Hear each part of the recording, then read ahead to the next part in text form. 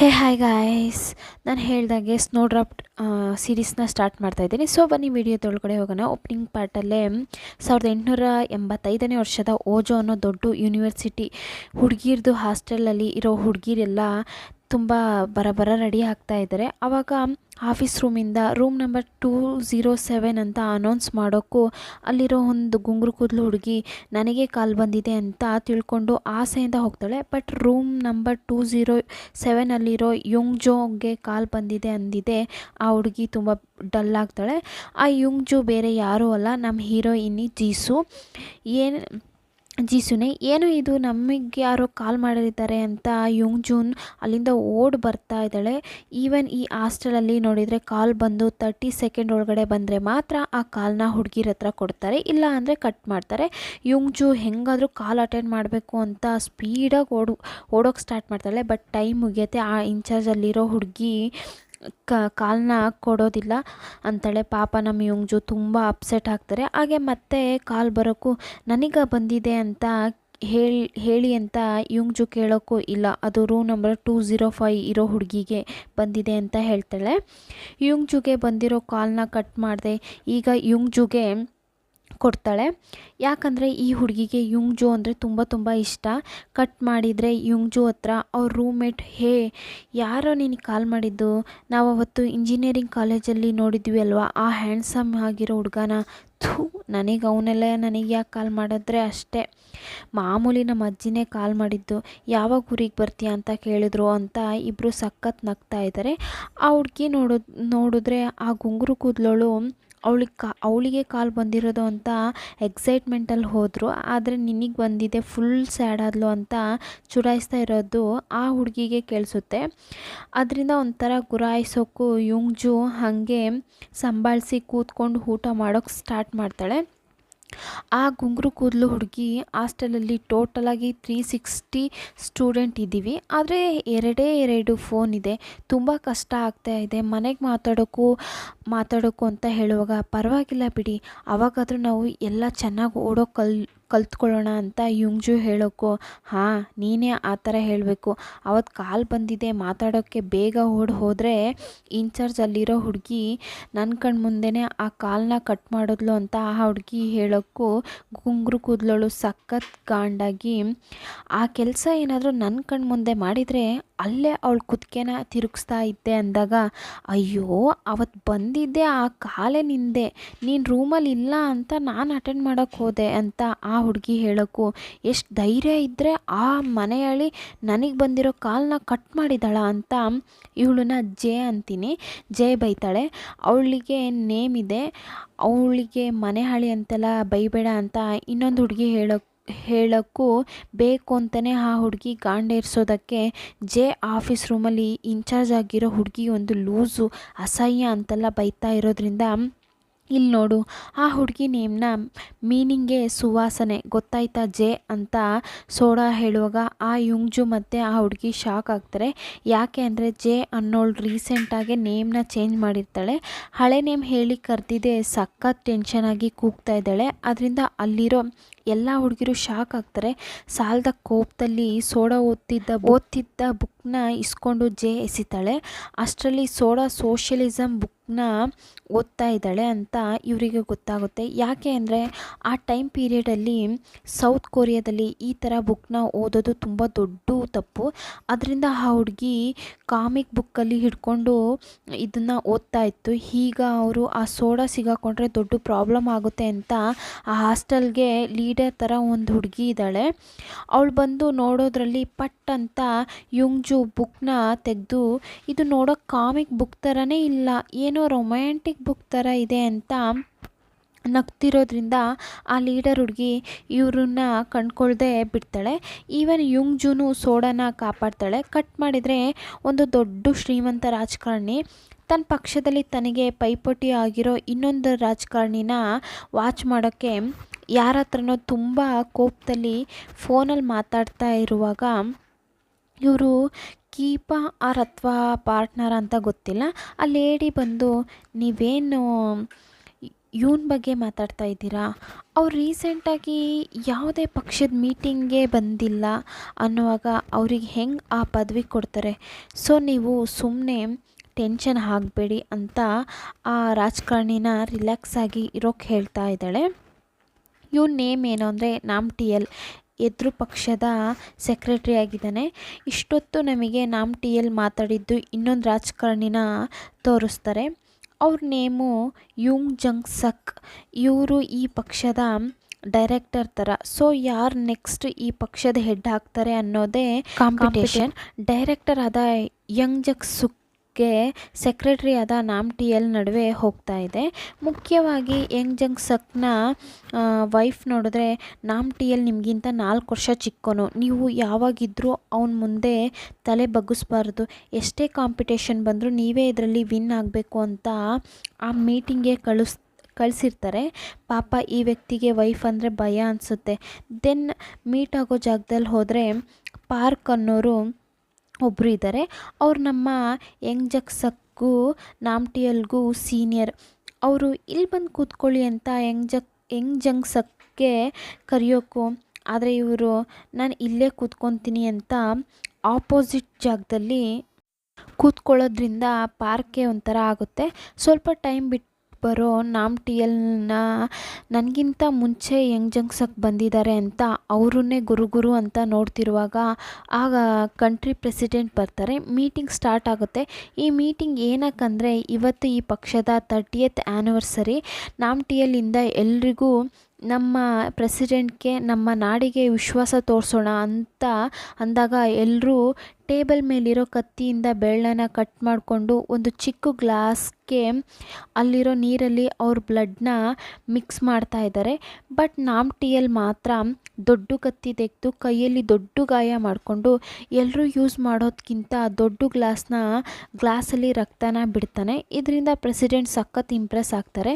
Then ಇವರೆಲ್ಲರೂ ರಕ್ತ mix ಆಗಿರೋ ನೀರನ್ನ ತೆಗೆದು ಪ್ರೆಸಿಡೆಂಟ್ ಜೊತೆ ಚಿಯರ್ಸ್ ಮಾಡಿ ಕುಡಿತಾರೆ. ಅಯ್ಯೋ ಯಪ್ಪ, ಇದೆಲ್ಲ ಆ ನೀರನ್ನ ತಲೆ ಮೇಲೆ ತೀರ್ಥ ಥರ ಚಿಮ್ಮಿಸ್ಕೊತಾ ಇದ್ದಾರೆ. ಕಟ್ ಮಾಡಿದರೆ ಆ ಪಕ್ಷದ ಪ್ರೆಸಿಡೆಂಟ್ ಯುಂಗ್ ಜಂಗ್ ಸಕ್ ಹತ್ರ ನಮ್ಮ ಫೀನಿಕ್ಸ್ ಪ್ರಾಜೆಕ್ಟ್ ಹೆಂಗೆ ಹೋಗ್ತಾ ಇದೆ ಅಂತ ಕೇಳಿದಾಗ, ಅದಕ್ಕೇನು ಸರ್, ಪರ್ಫೆಕ್ಟಾಗಿ ಹೋಗ್ತಾ ಇದೆ. ಇದಕ್ಕಾಗಿ ನಮ್ಮ ದೇಶದಲ್ಲಿರೋ ತುಂಬ ಫೇಮಸ್ ಆದ ಎಕನಾಮಿಕ್ ಪ್ರೊಫೆಸರ್ನ ನಮಗೆ ಹೆಲ್ಪ್ ಮಾಡ್ತಾ ಇದ್ದಾರೆ.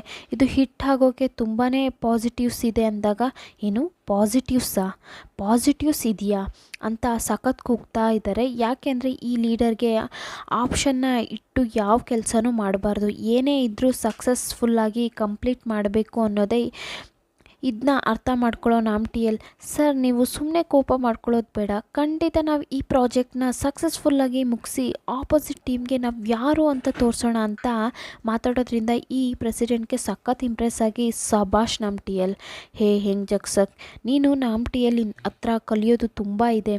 ಲೀಡರ್ ಈ ಥರ ಹೇಳೋದ್ರಿಂದ ನಾಮ್ಟಿಯಲ್ ಯಂಗ್ ಜಂಗ್ ಸಕ್ನ ನೋಡಿ ಕಿಂಡಲಾಗಿ ನಗ್ತಾ ಇದ್ದಾನೆ. ಇಲ್ಲಿ ಯಂಗ್ ಜಂಗ್ ಸಕ್ ವೈಫ್ ನೋಡಿದ್ರೆ ಒಂದು ದೊಡ್ಡ ಬೊಟೆಗೆ ಹೋದರೆ ಅಲ್ಲಿ ಆಲ್ರೆಡಿ ನಾಮ್ಟಿಯಲ್ ವೈಫ್ ಇದ್ದಾರೆ. ಅವ್ರ ದೊಡ್ಡ ಕಾಮಿಡಿ ಪೀಸ್ ಅನಿಸುತ್ತೆ. ನಮ್ಮ ಯಂಗ್ ಜಂಗ್ ಸಕ್ ವೈಫು ರಾಜಕೀಯದ ಬಗ್ಗೆ ಮಾತಾಡಿದ್ರು ಅವರು ಕಂಡ್ಕೊಳ್ದೆ ನಾಮ್ಟಿಯಲ್ ವೈಫ್, ಪರವಾಗಿಲ್ಲ ಬಿಡಿ, ನಮ್ಮಿಬ್ಬರು ಹಸ್ಬೆಂಡಲ್ಲಿ ಯಾರಾದರೂ ಒಬ್ಬರು ನೆಕ್ಸ್ಟ್ ಲೀಡರ್ ಆಗ್ತಾರೆ, ಸೊ ನಾವಿಬ್ಬರು ಸೇರಿ ಡ್ರೆಸ್ನ ಪರ್ಚೇಸ್ ಮಾಡೋಣ ಅಂದಾಗ ಯಂಗ್ ಜಂಗ್ ಸಕ್ ವೈಫ್ಗೆ ಏನು ಮಾಡೋದು ಅಂತಲೇ ಗೊತ್ತಿಲ್ಲ.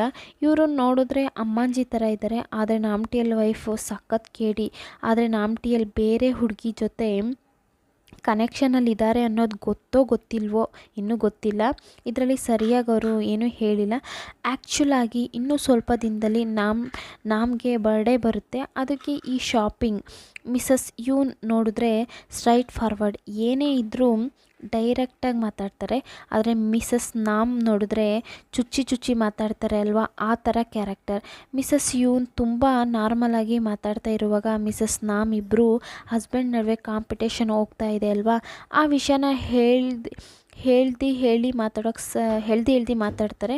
ನಮ್ಮ ಮಿಸಸ್ ಯೂನು ಹಾಗೆ ಆ ಮಾತನ್ನ ಚೇಂಜ್ ಮಾಡೋದಕ್ಕೆ ಟ್ರೈ ಮಾಡ್ತಾ ಇದ್ದಾರೆ. ಆದರೆ ಆ ಮಿಸಸ್ ನಾಮ್ ಅಲ್ಲಿಂದ ಹೋಗುವಾಗ ಬೇಕು ಅಂತಲೇ ಮಿಸಸ್ ಯೂನ್ ಕಾಲನ್ನ ತುಳಿದು ಅಯ್ಯೋ ಸಾರಿ, ಗೊತ್ತಿಲ್ಲದೆ ತುಳಿದ್ಬಿಟ್ಟೆ ಅನ್ನುವಾಗ ಮಿಸಸ್ ಯೂನ್ಗೆ ಸಖತ್ತು ಆಗುತ್ತೆ. ನಿನ್ನ ಅಜ್ಜಿ ಮತ್ತೆ ನನ್ನ ಕೈಗೆ ಸಿಗೋದೇ ಇಲ್ವಾ ನೀನು, ಅವತ್ತಿದೆ ನಿನಗೆ ಅಂದು ಹಾಗೆ ಗುರಾಯಿಸ್ತಾ ಇದ್ದಾರೆ. ಕಟ್ ಮಾಡಿದರೆ ಏರ್ಪೋರ್ಟಲ್ಲಿ ಲೀ ಗುಂಗ್ ಅನ್ನೋ ದೊಡ್ಡ ವ್ಯಕ್ತಿನ ಡ್ರೈವರ್ ಪಿಕಪ್ ಮಾಡ್ಕೊಂಡು ಬರ್ತಾ ಇದ್ದಾನೆ. ಈ ಲೀ ಗಂಗ್ ಇನ್ನೊಂದು ನೇಮ್ ಏನು ನೋಡಿದ್ರೆ ಬ್ಲ್ಯಾಕ್ ಟೈಗರ್. ನೆಕ್ಸ್ಟ್ ಒಂದು ಲೇಡಿನ ನೋಡಿದ್ರೆ ಈ ಟಾಯ್ಸ್ನ ಮಾಡ್ತಾರೆ ಅಲ್ವಾ, ದೊಡ್ಡ ಫ್ಯಾಕ್ಟ್ರಿ ಒಳಗಡೆ ಹೋಗ್ತಾರೆ. ಇವರೊಬ್ಬರು ಇನ್ವೆಸ್ಟಿಗೇಟರ್, ಡಿಟೆಕ್ಟಿವ್ ಅಂತಾರಲ್ಲ ಆ ಥರ. ಅದೇ ಟೈಮ್ಗೆ ಈ ಸೈಡ್ ಆ ಫ್ಯಾಕ್ಟ್ರಿ ಓನರ್ ಅವ್ನ ರೂಮ್ ಒಳಗಡೆ ಏನಾದರೂ ಬಗ್ಸ್ ಇದೆಯಾ ಅಂತ ಹುಡುಕ್ತಾ ಇರುವಾಗ ಕರೆಕ್ಟಾಗಿ ನಮ್ಮ ಇನ್ವೆಸ್ಟಿಗೇಟರ್ ಮೇಡಮ್ ಆ ರೂಮ್ಗೆ ಬರೋಕ್ಕೆ ಸಡನ್ನಾಗಿ ಮ್ಯೂಸಿಕ್ ವ್ಯಾಲ್ಯೂನ ಹೈ ಆಗಿಟ್ಟು ಆ ಮೇಡಮ್ ಹತ್ರ ಮಾತಾಡೋದಕ್ಕೆ ಬೇರೆ ಒಂದು ರೂಮ್ಗೆ ಕರ್ಕೊಂಡು ಬಂದು ಯಾರೋ ನನ್ನ ಹತ್ರ ಇರೋ ಸೀಕ್ರೆಟ್ ಡಾಕ್ಯುಮೆಂಟ್ಸ್ನ ಕದಿಯೋಕ್ಕೆ ಈ ಕೆಲಸ ಮಾಡ್ತಾ ಇದ್ದಾರೆ. ಈ ಟಾಯ್ ಕಂಪ್ನಿ ಓನರು ಒಬ್ಬರು ರಾಜಕೀಯ ವ್ಯಕ್ತಿ. ಆ ಇನ್ವೆಸ್ಟಿಗೇಟರ್ ಮೇಡಮ್ ತನಗೆ ಸಿಕ್ಕ ಕೆಲವೊಂದು ಫೋಟೋಸ್ನ ತಗೊಬಂದು ಇವರಿಗೆ ಕೊಡೋದ್ರಿಂದ ಓಕೆ, ಇದ್ರ ಮೇಲೆ ನಾನು ನೋಡ್ಕೊತೀನಿ. ಇವತ್ತು ನಮ್ಮ ಜೊತೆ ಸೇರಿ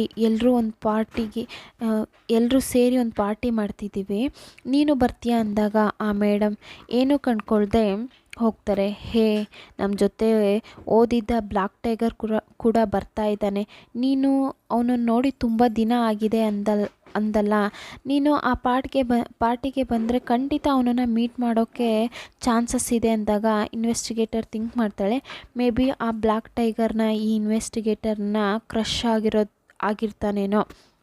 ಬ್ಲ್ಯಾಕ್ ಟೈಗರ್ 2 ವರ್ಷದ ಪೊಲೀಸ್ ಆಗಿರ್ತಾನೆ. ನಾರ್ತ್ ಕೊರಿಯಾ ಸ್ಪೈ ಈ ಥರ ಜರ್ಮನಿಗೆ ಹೋಗೋ ಟ್ರೈನಲ್ಲಿ ತಪ್ಪಿಸ್ಕೊಂಡು ಹೋಗೋಕ್ಕೆ ಟ್ರೈ ಮಾಡ್ತಾ ಇದ್ದಾರೆ ಅನ್ನೋದನ್ನ ಕಂಡು ಹಿಡಿದು ಅವನನ್ನು ಹಿಡಿಯೋಕ್ಕೆ ಅವನ ಅಸಿಸ್ಟೆಂಟ್ ಜೊತೆ ಹೋಗಿರ್ತಾನೆ. ಸ್ಪೈ ಟ್ರೈನಿಂದ ಜಂಪ್ ಮಾಡಿ ಹೋಗ್ತಾನೆ. ಅವನನ್ನು ಹಿಡಿಯೋಕ್ಕೆ ಅಂತ ಬ್ಲ್ಯಾಕ್ ಟೈಗರು ಜಂಪ್ ಮಾಡಿರ್ತಾನೆ, ಜೊತೆಗೆ ಇವನು ಅಸಿಸ್ಟೆಂಟು ಜಂಪ್ ಮಾಡಿರ್ತಾನೆ. ಬಟ್ ಅವ್ನು ಜಂಪ್ ಮಾಡುವಾಗ ಒಂದು ಕಂಬಿ ಅವನ ಹೊಟ್ಟೆಗೆ ಚುಚ್ಚಿ ಸ್ಪಾಟಲ್ಲೇ ಅವ್ನು ಸತ್ತೋಗ್ತಾನೆ.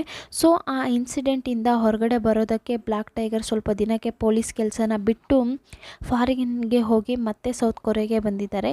ಈಗಲೂ ಬ್ಲ್ಯಾಕ್ ಟೈಗರ್ಗೆ ಕೆಲವೊಂದು ಮುಖ್ಯವಾದ ಅಸೈನ್ಮೆಂಟ್ ಕೊಡ್ತಾರೆ. ಅದರಲ್ಲಿ ಕೆಲಸ ಮಾಡೋ ತುಂಬ ಜನ ನಾನು ನೀನು ಅಂತ ಬ್ಲ್ಯಾಕ್ ಟೈಗರ್ ಜೊತೆ ಕೆಲಸ ಮಾಡೋಕ್ಕೆ ಕೇಳ್ತಾ ಇದ್ದಾರೆ.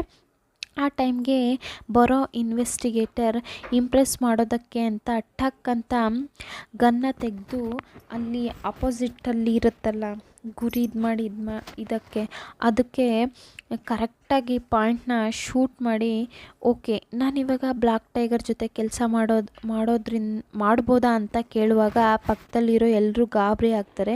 ಮುಖ್ಯವಾಗಿ ಆ ಟೀಮ್ ಹೆಡ್ ಅಂತ ಇರೋ ಅವರು ಬ್ಲ್ಯಾಕ್ ಟೈಗರ್ಗೆ ಇನ್ವೆಸ್ಟಿಗೇಟರ್ ಮೇರಮೇ ಟೀಮಲ್ಲಿ 4th ಫೀಮೇಲ್ ಆಫೀಸರ್ ಅಂತ ಹೇಳುವಾಗ, ಏನು ನೀವು ಈ ಹುಡುಗಿನ ಸರಿಯಾಗಿ ಟ್ರೈನಿಂಗ್ ಕೊಟ್ಟಿಲ್ವಾ ಅನ್ನುವಾಗ, ಹೌದು ಈ ಹುಡುಗಿ ಸ್ವಲ್ಪ ಶಾರ್ಟ್ ಟೆಂಪರ್, ಮತ್ತೇನಿಲ್ಲ, ಆದರೆ ಕೆಲಸ ಸೂಪರಾಗಿ ಮಾಡ್ತಾರೆ, ಅದರಿಂದ ನಾವೆಲ್ಲ ಅವಳಿಗೆ 100 ವಾರಿಯರ್ಸ್ ಅನ್ನೋ ನಿಕ್ ನೇಮ್ ಇಟ್ಟಿದ್ದೀವಿ. ಸೊ ನೀವು ಆ ಹುಡುಗಿ ಜೊತೆನೇ ಸೇರ್ಕೊಂಡು ಕೆಲಸ ಮಾಡಿ ಅಂದಾಗ, ನನಗೆ ಈ ಥರ ಅಸಿಸ್ಟೆಂಟ್ ಬೇಡ, ಡಿಸಿಪ್ಲಿನ್ ಆಗಿರೋರು ಬೇಕು ಅಂತ ಕೂಗಿ ಬ್ಲ್ಯಾಕ್ ಟೈಗರ್ ತುಂಬ ಕೋಪದಿಂದ ಅಲ್ಲಿಂದ ಹೊರಡ್ತಾರೆ. ಇದರಿಂದ ಇನ್ವೆಸ್ಟಿಗೇಟರ್ ಸಖತ್ ಟೆನ್ಷನ್ ಆಗ್ತಾರೆ. ಈವನ್ ಆ ಟೀಮ್ ಲೀಡರು ಇನ್ವೆಸ್ಟಿಗೇಟರ್ನ ನಿನಗೇನು ಹುಚ್ಚ ಅಂತ ಕೂಗುವಾಗ, ಬೇಕಿದ್ರೆ ಹಾಗೆ ಇಟ್ಕೊಳ್ಳಿ ಅಂದು ಇನ್ವೆಸ್ಟಿಗೇಟರ್ ನಗ್ತಾ ಅಲ್ಲಿಂದ ಹೊರಡ್ತಾಳೆ. ಕಟ್ ಮಾಡಿದರೆ ನಮ್ಮ ಹೀರೋ ಜರ್ಮನಿಗೆ ಹೋಗಿ ಎಕನಾಮಿಕ್ಸ್ನ ಓದಿ ಮತ್ತೆ ಸೌತ್ ಕೊರಿಯಾಗೆ ಬಂದಿದೆ ಫ್ರೆಂಡ್ಸ್ ಜೊತೆ ಸೇರಿ ತುಂಬ ಜಾಲಿಯಾಗಿ ಮಿಡ್ನೈಟ್ ಪಾರ್ಟಿ ಅಂದರೆ ಬಾರ್ಬಿಕ್ಯೂ ಹಾಳುಮುಳು ಸುಟ್ಟು ತಿಂತಾರಲ್ಲ ಅದನ್ನ ಎಂಜಾಯ್ ಮಾಡ್ತಾ ಇದ್ದಾರೆ. ಅದರಿಂದ ಪಕ್ಕದ ಮನೆ ಹುಡುಗಿರು ಹೀರೋನ ಸಖತ್ತಾಗಿ ಸೈಟ್ ಹೊಡಿತಾ ಇದ್ದಾರೆ. ಆವಾಗ ಹೀರೋ ಪಾರ್ಟಿ ಮಾಡ್ತಿರೋ ಮನೆ ಓನರ್ ಅವ್ರ ಫ್ರೆಂಡ್ಗೂ ಹೀರೋಗೂ ತುಂಬ ಹೆಲ್ಪ್ ಮಾಡ್ತಾರೆ. ಮುಖ್ಯವಾಗಿ ಹೀರೋ ಅವ್ರ ಫ್ರೆಂಡ್ ಕೊಡದೇ ಇದ್ದ 3 ಮಂತ್ ಬಾಡಿಗೆನ ಓನರ್ಗೆ ಒಂದೇ ಸಾರಿ ಕೊಟ್ಟಿರೋದ್ರಿಂದ, ನಿನಗೆ ಹೆಲ್ಪ್ ಮಾಡಿರೋ ಫ್ರೆಂಡ್ನೇ ಕುಕ್ ಮಾಡೋಕ್ಕೆ ಬಿಟ್ಟಿದ್ದೀಯಾ ಅಂತ ಕೇಳಿದಾಗಲೇ ನಮ್ಮ ಫ್ರೆಂಡ್ಗೆ ಮ್ಯಾಟರ್ ಗೊತ್ತಾಗಿರುತ್ತೆ. ಈ ಹೀರೋಗೆ ಥ್ಯಾಂಕ್ಸ್ ಹೇಳಿ ಅವನ ಜೊತೆ ಸೇರಿ ಕೆಲಸನ ಶೇರ್ ಮಾಡ್ಕೊತಾನೆ. ಈ ಸೈಡ್ ಯುಂಗ್ಜು ಇನ್ನೂ 15 ನಿಮಿಷದಲ್ಲಿ ಹೆಂಗಾದರೂ ತನ್ನ ಹಾಸ್ಟೆಲ್ಗೆ ಹೋಗಬೇಕು ಅಂತ ಅಲ್ಲಿಂದ ಅಂಗಡಿಯಿಂದ ತುಂಬ ಫಾಸ್ಟಾಗಿ ಓಡ್ತಾ ಇದ್ದಾಳೆ. ಯಾಕೆ ಅಂದರೆ ಟೈಮ್ಗೆ ಹೋಗಿಲ್ಲ ಅಂದರೆ ಹಾಸ್ಟೆಲಲ್ಲಿ ದೊಡ್ಡ ಪ್ರಾಬ್ಲಮ್ಮೇ ಆಗುತ್ತೆ. ಮತ್ತು ವಾರ್ಡನ್ ನೋಡಿದ್ರೆ ಸಾಕಷ್ಟು ಸ್ಟ್ರಿಕ್ಟ್ ಪರ್ಸನ್. ಇವತ್ತು ಹೆಂಗಾದರೂ ಅವ್ರ ಕೈಯಲ್ಲಿ ಸಿಗಾಕೊಳ್ದೆ ತಪ್ಪಿಸ್ಕೋಬೇಕು ಅಂತ ಯುಂಗ್ಜು ಓಡ್ತಾನೇ ಇದ್ದಾಳೆ. ಆದರೆ ಅಷ್ಟರಲ್ಲಿ ಹಾಸ್ಟೆಲ್ ವಾರ್ಡನ್ ರೈಡ್ನ ಸ್ಟಾರ್ಟ್ ಮಾಡ್ತಾರೆ. ಯುಂಗ್ಜುನು ಹೆಂಗಾದರೂ ಒಳಗಡೆ ಹೋಗೋಣ ಅಂತ ಟ್ರೈ ಮಾಡ್ತಾರೆ. ಬಟ್ ಅಷ್ಟರಲ್ಲಿ ಗೇಟ್ನ ಲಾಕ್ ಮಾಡಿರೋದ್ರಿಂದ ಯುಂಗ್ಜು ಹೆಂಗಾದರೂ ಸಿಗಾಕೊಳ್ದೆ ತಪ್ಪಿಸ್ಕೋಬೇಕು ಅಂತ ಹೆಂಗಾದರೂ ಕಿಟಕಿಯಿಂದ ಹತ್ತಿ ಒಳಗಡೆ ಹೋಗೋಣ ಅಂತ ಟ್ರೈ ಮಾಡ್ತಾ ಇದ್ದಾರೆ. ಆದರೆ ಯುಂಗ್ಜುದ್ ರೂಮು ನೋಡಿದರೆ ತುಂಬ ದೂರದಲ್ಲಿರುತ್ತೆ. ಸೊ ತುಂಬ ರೂಮ್ನ ಕ್ರಾಸ್ ಮಾಡಿಕೊಂಡು ಹೋಗಬೇಕು. ತುಂಬ ಹುಡುಗಿರು ಇವಳನ್ನ ನೋಡ್ತಾರೆ. ಇವಾಗ ಯುಂಗ್ಜು ರೂಮ್ ಒಳಗಡೆ ಹೋದ್ರಾ ಅಥವಾ ವಾರ್ಡನ್ ಹತ್ರ ಸಿಗಾಕೊಂಡ್ರಾ ಅನ್ನೋದನ್ನ ನೆಕ್ಸ್ಟ್ ಪಾರ್ಟಲ್ಲಿ ನೋಡೋಣ. ಈ ಎಪಿಸೋಡ್ ಇಷ್ಟ ಆದರೆ ಲೈಕ್ ಮಾಡಿ, ಕಮೆಂಟ್ ಮಾಡಿ, ಹಾಗೆ ಮರಿದೆ ನನ್ನ ಚಾನಲ್ನ ಸಬ್ಸ್ಕ್ರೈಬ್ ಮಾಡಿ, ವೀಡಿಯೋಸ್ನ ಶೇರ್ ಮಾಡಿ ಆಯಿತಾ. ನೀವು ಹೇಳ್ದಾಗೆ ಸ್ನೋಡ್ರಾಪ್ ಅನ್ನೋ ಈ ಸೀರೀಸ್ನ ಸ್ಟಾರ್ಟ್ ಮಾಡ್ತೀನಿ. ಸೊ ಎಷ್ಟು ಜನ ಸಪೋರ್ಟ್ ಮಾಡ್ತೀರಾ ಅನ್ನೋದ್ರ ಮೇಲೆ ನಾನು ಈ ಡ್ರಾಮಾನ ಕಂಟಿನ್ಯೂ ಮಾಡಬೇಕೋ ಮಾಡಬಾರ್ದಾ ಅನ್ನೋದನ್ನ ಡಿಸೈಡ್ ಮಾಡ್ತೀನಿ. ಸೊ ಪ್ಲೀಸ್ ನನ್ನ ಚಾನಲ್ನ ಸಬ್ಸ್ಕ್ರೈಬ್ ಮಾಡಿ, ಹಾಗೆ ಬೆಲ್ ಐಕಾನ್ನ ಕ್ಲಿಕ್ ಮಾಡಿ, ನಿಮ್ಮ ಫ್ರೆಂಡ್ಸ್ಗೆ ಶೇರ್ ಮಾಡಿ. ನೀವು ಕೊಡೋ ಮೋಟಿವೇಶನಿಂದನೇ ನಾನು ನೆಕ್ಸ್ಟ್ ವೀಡಿಯೋ ಮಾಡಬೇಕಾ ಮಾಡಬಾರ್ದಾ ಅನ್ನೋದನ್ನ ಡಿಸೈಡ್ ಮಾಡೋಕ್ಕಾಗೋದು. ಪ್ಲೀಸ್ ಆಯಿತಾ. Thank you all.